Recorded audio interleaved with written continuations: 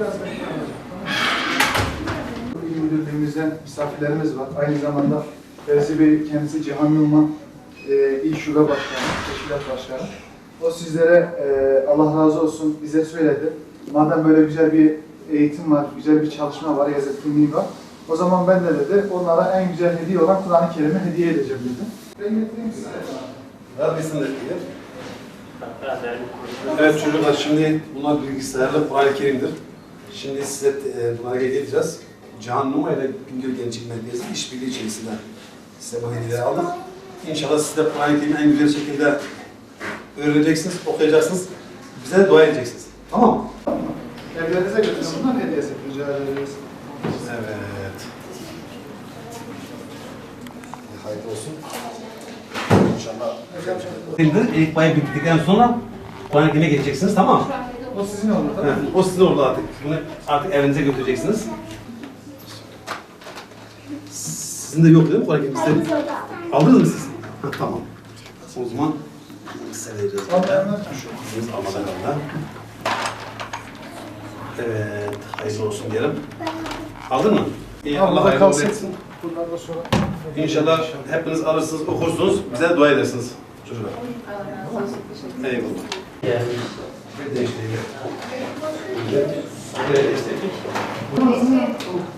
Sabırlan. Aldınız, siz de aldınız. Evet, ben de ederim.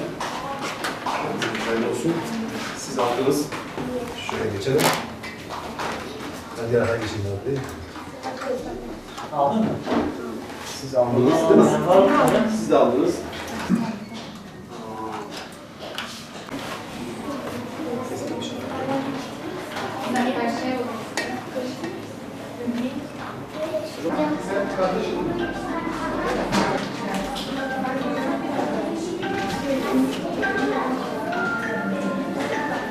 Bugün Bingöl Gençlik Merkezi Cihan Numa Derneği, Dayanışma İşbirliği Derneği, işbirliği içerisinde Selahaddin Eyyubi derneğimizde Kur'an-ı Kerim eğitimi gören çocuklarımıza Kur'an-ı Kerim hediyesi olarak yardımda bulunduk.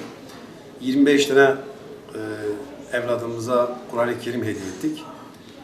Yanında yine 50 tane çocuklarımıza kalem seti hediye ettik. İnşallah bu faaliyetlerimiz, bu çalışmalarımız devam edecek. Zaten bizim Cihan Numa olarak isminden de anlaşıldığı gibi biz Dayanışma ve İşbirliği Derneği'yiz. Yine geçen de buna benzer 3 tane okulumuza Kur'an-ı Kerim yardımında bulunmuştuk. Bundan sonra da bu tür faaliyetlerimiz devam edecek Gençlik Merkezi ile inşallah işbirliği içerisinde. Bugün Cihan Numa'nın Kur'an-ı Kerim hediye programında bir araya geldik. Cenab-ı Hak nasip etti. Burası bizim eğitim merkezimiz. Selahaddin Eyyubi Gençlik Eğitim, Kültür, Sanat ve Yardımlaşma Derneğimizin eğitim merkezi. Burada Gençlik Spor Bakanlığı ile ortak yürüttüğümüz bir tekno kitap kahve projemiz var. Proje kapsamında okullar tatil olduğu için hani ne yapalım gibisini arkadaşlarla istişaremiz sonucunda yaz okulu etkinliği devam edelim dedik. Kur'an kursu verelim dedik. Müftülüğümüz de burada işbirliği içerisinde, yine Gençlik Spor Müdürlüğümüzün işbirliği içerisinde yaz okulu etkinliği başlattık. Yaz okulu etkinliğimiz 2 ana başlık, 2 temayla devam ettirdik. Bir, dini İslami eğitim, 2 de etkinlikler şekilde. İslami eğitim kapsamında işte Kur'an-ı Kerim eğitimi, temel dini bilgiler, adab-ı muaşerat, günlük sureler ve günlük dualar şeklinde bir dini eğitimimizi veriyoruz burada. Bunun dışında etkinlik olarak ise halı saha etkinliğimiz var erkek öğrenciler için. Kız öğrenciler için el işine dayanan işte keçeyle süsleme, kutu katlama gibi etkinlikler var. Yine Bingöl Üniversitesi'nden akademisyenler arkadaşlarımız tarafından etkin bilgisayar kullanma eğitimi veriliyor burada. Yani sadece işi şey yapmadık, yani sadece bir Kur'an-ı Kerim eğitimi değil, aynı zamanda etkinliklere de öğrencilere daha faydalı nasıl olabiliriz diye düşündük. Böyle bir eğitim programı çıkarttık. Bu programda da bize destek veren tüm kuruluşlara, Bingöl Üniversitemize, İl Müftülüğümüze, yine bugün bu programa bize Kur'an hediye eden Cihan Numa Teşkilatımıza, Gençlik Merkezi Müdürlüğümüze teşekkürü bir borç biliyoruz. Allah hepsinden razı olsun.